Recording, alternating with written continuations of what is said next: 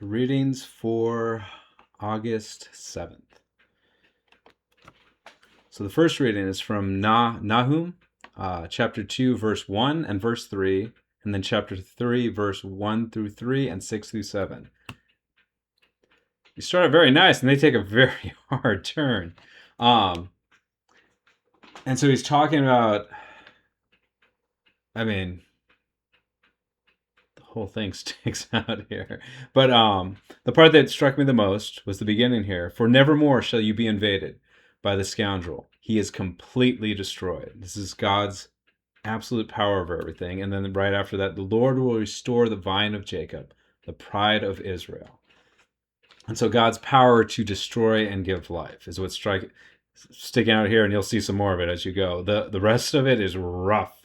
This does not fare well for those who oppose God. This is very rough imagery here.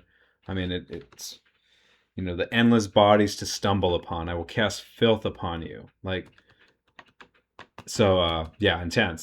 Give that a read. The response to our psalm is from Deuteronomy, chapter 32, verse 35 CD to 36 AB, and then verse 39 ABCD, and verse 41. This is intense. Okay. The response is, "It is I who deal death and give life." So, God's not messing around here. He's letting us know his power is absolute. It's something to keep us sober in the way we live, in the way we deal with life, in the way we deal even with sufferings and hardships too, because it goes on. The part that sticks out for me is that it is I who bring both death and life, I who inflict wounds and heal them. And then the last verse here too. I will sharpen my flashing sword, and my hand shall lay hold of my quiver. With vengeance I will repay my foes and requite those who hate me. And so God hates evil. And he's going to give us every chance possible to be saved by him because he loves us so much. But at the end of the day, if you choose to go against God, you will be utterly defeated. There is nothing you can do against him. If you will not accept God's mercy that he has given, that he has paid dearly for, that he has suffered, that he fought the war of Calvary and was victorious in his resurrection, showing that he had life over death. If you will not accept that mercy, you will accept his justice because you have no power to refuse it. So this is very intense, these readings here. And so the Alleluia verse is from Matthew chapter 5, verse 10. Blessed are they who are persecuted for the sake of righteousness, for theirs is the kingdom of heaven. So this is important to remember.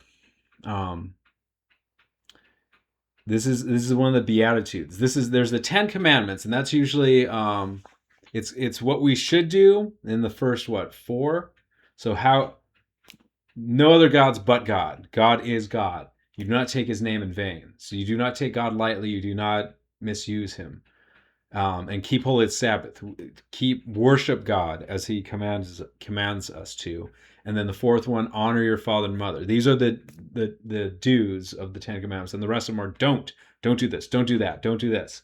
And then the Beatitudes are the next level. So the 10 Commandments mean you're kind of operating in, you're a decent person. If you're not wronging God, your parents, or your neighbor, if you're keeping the 10 Commandments. But the Beatitudes, this is one of the Beatitudes. The Beatitudes, now you are loving as God has loved. This is the new commandment he gave us, and it is not easy. I believe it was Sheen who said when Christ preached the Beatitudes, he had to die. Because this is one of them. This is what happens to him in his passion. Blessed are they who are persecuted for the sake of righteousness, for theirs is the kingdom of heaven. He was persecuted to the full for the sake of absolute righteousness, to make us all righteous by his suffering and sacrifice.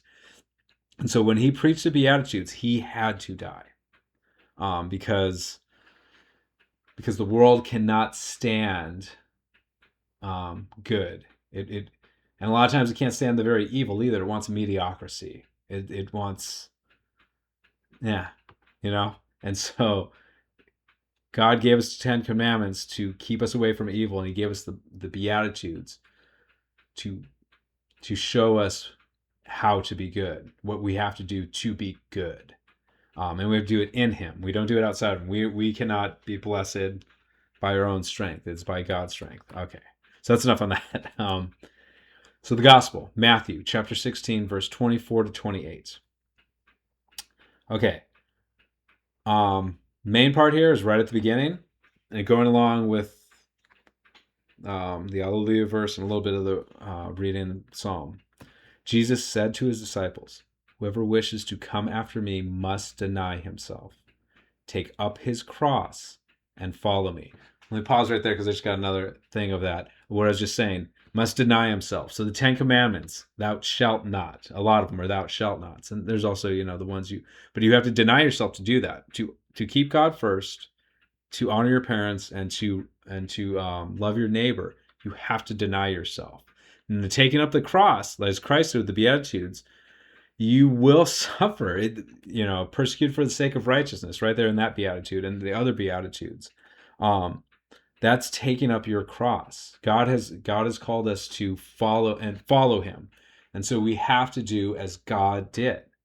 We have to make our lives like God's life. We have to do what is just, love what is good, and walk humbly with the Lord.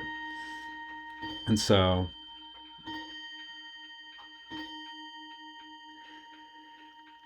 so he goes on, what would profit a man for the Son of Man, angels' glory, according to his contact. Oh, again, and then here, he talks about, what profit is there for one to gain the whole world and forfeit his life? Every person's soul, mine and yours, is created and loved by God uniquely, and it is worth more than the entire world. The whole world is this beautiful creation of God, but it does not have that soul that has been given the traits of God, made in the image of God. And that makes us we all have greater value than that. Money, fame, power, these are laughable when you start seeing God and start seeing God in one another. These things are not really they're not worth what the world holds them up to be. It's so much nothing compared to the soul of a person, to each of our souls.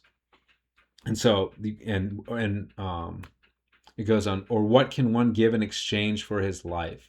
There is nothing you can give in exchange that equals the value that God has created us as. And